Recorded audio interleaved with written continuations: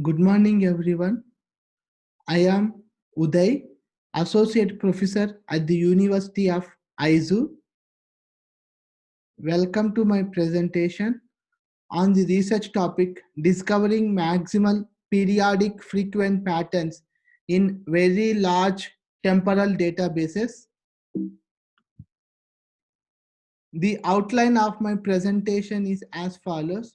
First, I will be introducing you to periodic frequent pattern mining. Then I will be discussing the related works on periodic pattern mining.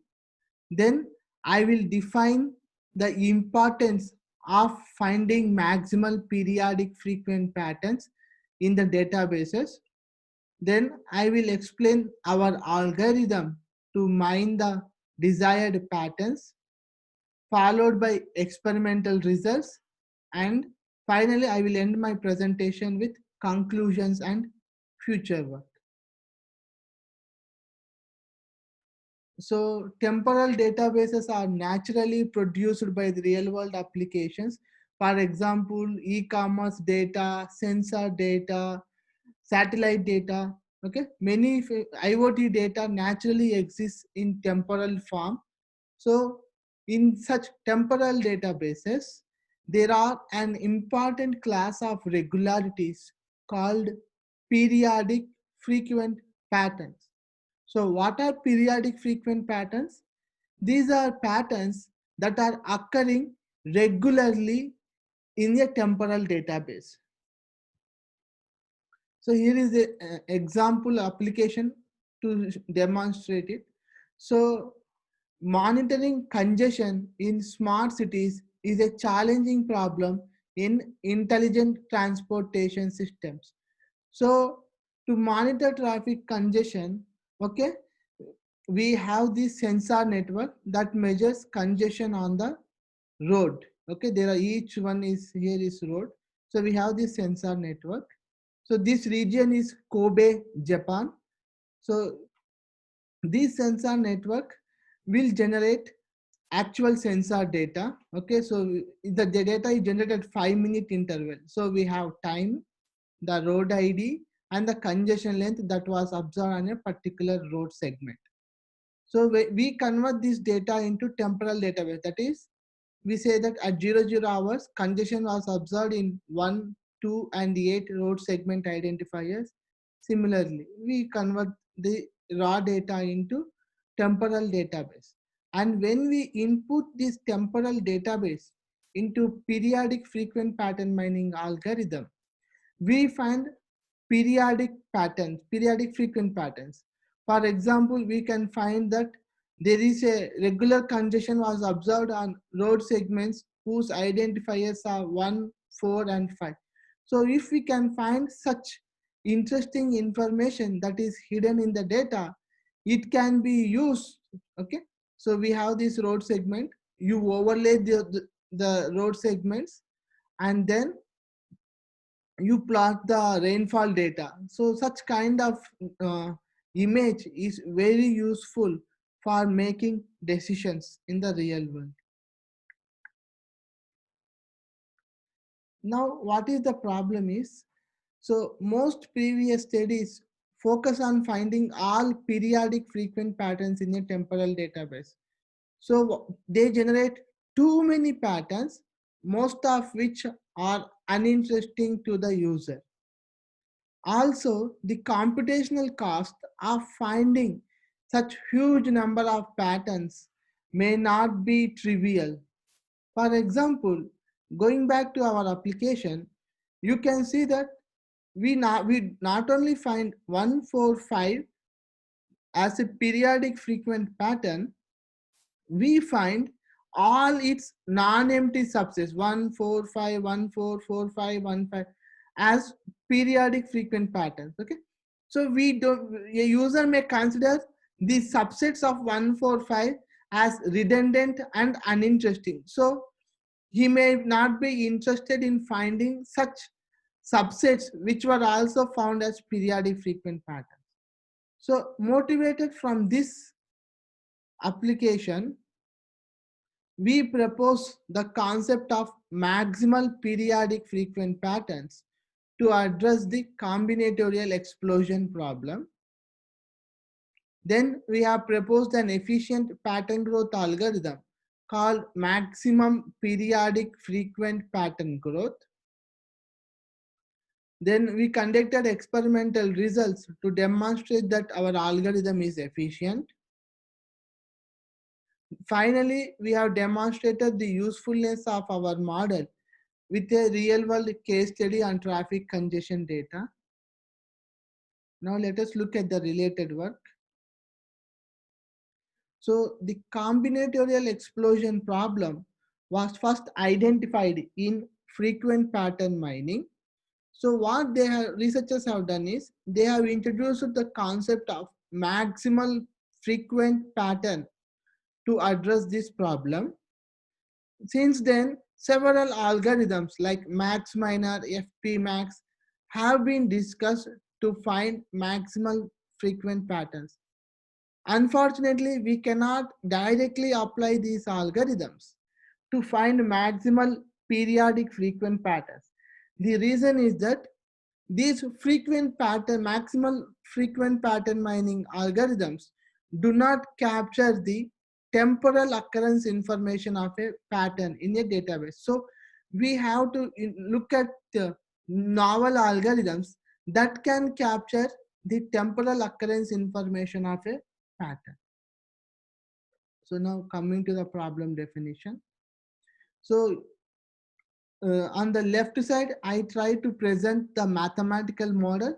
On the right side, I am going to put an example to illustrating the model.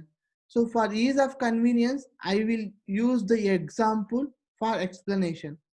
So assume we have some items, okay, A to J. So a subset of these items is called a pattern or an item set. Now we have a transaction which is a nothing but a timestamp and a pattern. Okay, a collection of these transactions is called a temporal database. So in temporal database, all transactions are ordered with respect to their timestamp. Now let us look at the pattern occurrences. So we can see that the timestamps at which AB has occurred is 1, 4, 7 and 9. So we say the timestamps of AB is 1, 4, 7, 9. So what is the support of the pattern AB? It is nothing but the size of TSAB, that is 4. Now let us look at the periodic behavior. So if we look at the inter-arrival times of the pattern, first pattern has occurred at timestamp 1. So the gap from the beginning of the database is 1. Then the inter-arrival time here is 4 minus 1, that is 3. Similarly, 7 minus 4, that is 3. Then 9 minus 7, it's 2. And from the last transaction, that is 10, 10 minus 9. So it's 1. So these are the inter-arrival times or periods or gap. We can call whichever is convenient for us. So these are we call it as inter-arrival time. So once we have these inter-arrival times, okay, we take the maximum inter-arrival time as the periodicity of the pattern. So here the maximum inter-arrival time is 3. So we say that periodicity is 3. Now if the user specifies maximum periodicity as 3, means a pattern, user will say a pattern must appear once in every 3 transactions. So if the user specifies such constraint, then we can say that AB is a periodic pattern because its periodicity, that is appearing once in every 3 transactions, satisfies the user threshold value. So we call it as periodic frequent pattern. Now we say a periodic frequent pattern as a maximal periodic frequent pattern if its superset is not a periodic frequent pattern. For example, in the given database, we are showing you the periodic frequent patterns and maximal periodic frequent patterns. Okay, you can see A is a periodic frequent pattern, but it is not a maximal periodic frequent pattern because A's superset AB is a periodic frequent pattern. That's why we don't consider A as a periodic maximal periodic frequent pattern. On the other hand, we say AB as a maximal periodic frequent pattern. So you can see there are total 9 periodic frequent patterns, out of which only we are identifying 3 maximal periodic frequent patterns. So we are significantly reducing the number of patterns that are getting generated. And one more thing is we know that all its subsets are periodic frequent patterns. So we don't miss any information. So now we discuss our algorithm. So you can think our algorithm working is as follows. So the item set lattice represents the search space for us. So if we have 3 items, okay, X, Y, and Z, the all combinations of these X, Y, and Z represents the item set lattice. Okay, so the search space is 2 power n minus 1, where n represents the total number of items. So our algorithm max PFP growth performs depth first search on this item set lattice to find the desired item sets. So our algorithm is very simple. First, we compress the database into periodic frequent pattern tree. Next, once we compress the database into a tree, we recursively mine PFP tree to find maximal periodic frequent pattern. So this is the working of our algorithm. The complete details of our algorithm were presented in the paper. Due to time constraint, we have briefly explained it in the presentation. Please go to the paper for in-depth details. Now let's look at the experimental results. So we have conducted experiments using both synthetic and real world data sets. And our code, this PFP growth and our maximal PFP growth algorithm were written in Python. We are providing both algorithms in our GitHub repository. So please go through this link and work on these algorithms if you are interested. So first, let us look at how the patterns are getting generated. So the blue line here represents the total number of periodic frequent patterns that are getting generated. The red lines represent the maximal periodic frequent patterns that are getting generated in each databases at different max periodicity values. Okay, you can see that there are too many patterns that are getting generated. Too many periodic frequent patterns are getting generated. On the other hand, very few maximal periodic frequent patterns are getting generated. So that is the advantage. And these very few patterns can record the complete information of all its subsets also. So this is the advantage. So very few patterns represent a major uh, huge number of their subsets. So this is the advantage of maximal periodic frequent patterns. And here you can see the runtime requirements of our algorithm versus PFP growth. You can see that our algorithm takes less runtime because we generate fewer patterns in the data. So this is one major advantage of our algorithm.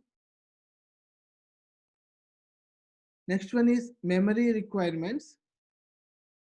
So since we generate fewer maximal periodic frequent patterns, Our algorithm consumes much less memory than the PFP growth algorithm, which generates too many patterns. So overall, we can say that mining maximal periodic frequent patterns consumes less runtime and less memory as compared to mining partial compared to maximal periodic frequent patterns. So this is the scalability test we have conducted. So you can see that as we increase the number of transactions in a database, both algorithms increase their runtime and memory. However, our algorithm, maximum PFP growth, consumes less runtime and less memory over PFP growth algorithm. So we are now presenting the case study here. So in our congestion database, okay, we have extracted periodic patterns by specifying periodicity as once in every hour, and then we have extracted some of these patterns. So these patterns were also shown here.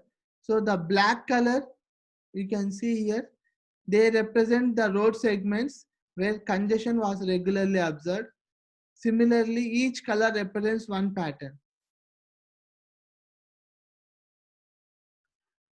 So once we have this such kind of behavior patterns, now you can interpolate various data sources, say rainfall data or settlement data over this network, over this GIS map, and use that generated information for efficient decision making. So such kind of important decisions can be taken using maximal periodic frequent patterns. Now conclusions and future work. So in this paper, we have proposed a novel model of maximal periodic frequent pattern. Then we have proposed an efficient algorithm to find all desired patterns. By conducting experiments, we have shown that our algorithm is efficient. As a part of future work, we would like to investigate models to find maximal periodic frequent patterns in graphs and databases. So this is our future work. Thank you very much for attending our presentation. So we are now open to questions.